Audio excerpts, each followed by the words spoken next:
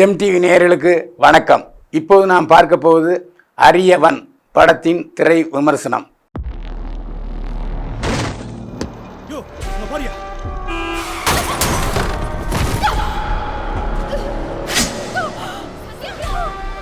பொண்ணு நம்மள முழுசா நம்புற வரைக்கும் அவ கண்ணை மட்டும்தான் பார்த்து பேசணும்.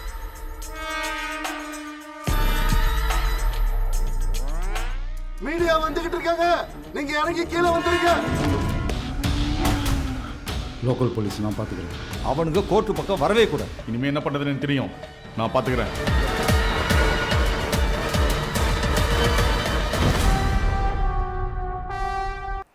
அரியவன் படத்தில் இஷான், மிருனாளி, சத்யன், டேனியல் பாலாஜி உட்பட பலர் நடித்திருக்கிறார்கள். ஜேம்ஸ் வசந்தன் இசையமைத்திருக்கிறார். கதை, திரைக்கதை, வசனம் எழுதி இயக்கியிருக்கிறார் மித்ரன் ஜவஹர். மாரி செல்வன் வசனம் எழுதியிருக்கிறார். விஷ்ணுஸ்ரீ ஒளிப்பதிவு செய்திருக்கிறார். கதாநாயகன் இஷான் பிரபல கபடி வீரர். அவருக்கு எங்காவது தப்பு நடக்குமேயானால் அதை தட்டி கேட்க வேண்டும் என்ற துணிச்சலும் வீரமும் விவேகமும் அவருக்கு இருக்கு. அவரை மிருனாளினி காதலிக்கிறார். டேனியல் பாலாஜி தன்னுடைய வேலையாட்கள் மூலம், வேலை செய்பவர்கள் அனைவரும் இளைஞர்கள் விரிக்கிற காதல் வலைக்கு பலியாகும் பெண்கள் உடலுறவு வீடியோ காட்சிகளை எடுத்து அவர்களை மிரட்டி மற்றவர்களுக்கு ஆசை காட்டி மயங்க வைக்கிறார்கள். இதற்கு தலைவன் டேனியல் பாலாஜி. மிருனாளியின் தோழிகள் சிலர் தற்கொலை செய்வதன் காரணமாக இந்த தகவல் இஷானுக்கு தெரிய வருகிறது. இஷான் டேனியல் பாலாஜியின் முகத்திரையை கிழிக்கிறார். எப்படி கிழிக்கிறார், எந்த சூசகமான வலை விரிக்கிறார் என்பதுதான் இறுதிக்கட்ட காட்சி. இஷான் இந்த படத்தில் அவர் அறிமுக நாயகனாக அறிமுகமாயிருக்கிறார். மிகச்சிறந்த திறமையை வெளிப்படுத்தியிருக்கிறார். கேமரா ஃபியர் கொஞ்சம் கூட இல்லை. சண்டை காட்சியில் தூள் பரத்தியிருக்கிறார். அதாவது நட்சத்திர கதாநாயகர்கள், ஆக்ஷன் கதாநாயகர்களைப் போல மிரட்டி இருக்கிறார் இஷான். நடன காட்சிகளும் பார்க்கும்படியாக இருக்கிறது. குறிப்பாக சொல்ல வேண்டும் என்றால், சிம்லாவில் அந்த பனிமலை மீது அவர்கள் மிருனாளியும் இஷானும் ஆடுகிற நடன காட்சிகள் பரவசப்படுத்துகின்றன.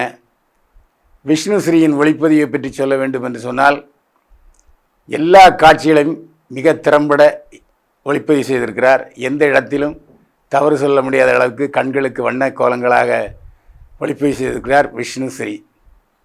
இந்த படத்தில் மிருனாளினி கதாநாயகியாக நடித்திருக்கிறார். மிகச்சிறந்த, அதாவது வடநாட்டு பெண் போல தோற்றம் இருந்தாலும் பாவனைகளை மிகச்சிறப்பாக வெளிப்படுத்தி நடத்தியிருக்கிறார். ஒவ்வொரு தோழிகளும் இப்படி வலைக்கு பலியாகிவிட்டார்களே, அதாவது திருமணம் செய்வதற்கு பின்னால் தான் செய்ய வேண்டிய உடலுறவை காதல் வயப்பட்டு காதலனுக்கு இடம் கொடுத்து விட்டார்களே என்று அலைபாயும் இடத்தில், மனம் வருந்தும் இடத்தில் மிருனாளி முத்திரை பதிக்கிறார். டேனியல் பாலாஜி இந்த படத்தில் செமையான வில்லனாக, அதுவும் ஸ்டைலிஷ் வில்லனாக நடித்திருக்கிறார். அதாவது காமுகன் என்று சொன்னால் டேனியல் பாலாஜி. அவருடைய குத்தீட்டியான கண்கள், வசனம், நெருப்பு பொறி பிறக்கிற வசனம், ஒவ்வொரு பெண்களையும் ரொம்ப அநாயசமாக வலை வீசி பிரிப்பது, அவர்களை அருவருப்பாக பேசுவது எல்லாம் மிரட்டி இருக்கிறார் டேனியல் பாலாஜி. இந்த படத்துக்கு முதுகெலும்பாக உழைத்திருக்கிறார் டேனியல் பாலாஜி. சத்யன் சிரிப்பு நடிகராக அறிமுகமாயிருக்கிறார். சிரிப்பு நடிகராக இந்த படத்தில் குருவி தலையிலே பனங்கா வச்ச மாதிரி சத்யன் பல இடங்களில் கிச்சு மூட்டினால் நமக்கு சிரிப்பு வரமாட்டேங்கிறது. சத்யனை தவிர வேறு எந்த காமெடி நடிகரை போட்டிருந்தாலும் இன்னும் கொஞ்சம் கிச்சு மூட்டியாவது சிரிக்க வைத்திருப்பார்கள். கொஞ்சம் காமெடி விஷயத்தில் சத்யன் வீக் என்பதுதான் தெரிகிறது. இந்த படத்தில் நிறைய இளம்பெண்கள் நடித்திருக்கிறார்கள், அழகான இளம்பெண்கள். அதுலேயும் கிளைமேக்ஸ் காட்சியில் எப்படியாவது வில்லனை பழிவாங்க வேண்டும் என்று துடிப்போடு பேசுகிற பெண் பலார் என்று டேனியல் பாலாஜி கன்னத்தில் அடி விட்டு அனைவரும் ஒன்று கூடுகிற கட்டம் எல்லாம் பரபரப்பாக இருக்கிறது. இந்த படத்தில் கடைசி காட்சியில் கதாநாயகன் டேனியல் பாலாஜியுடைய அட்டகாச தாக்குதலில் செயலிழந்து மயக்கமடைந்த நிலையிலே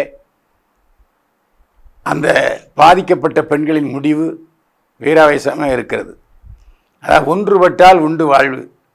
5 பெண்கள் இருக்கிற இடத்துல இவன் ஆண்மகன் என்று பயந்தா ஒன்றும் நடக்காது. 5 பெண்களும் சேர்ந்து போட்டு சாத்துன்னு சாத்தினா எந்த பெரிய மனிதனும், எந்த பெரிய வில்லனும், எந்த பெரிய காமுகனும் வீழ்ச்சியடைவான் என்பதை படத்திலே சொல்லியிருக்கிறார்கள்.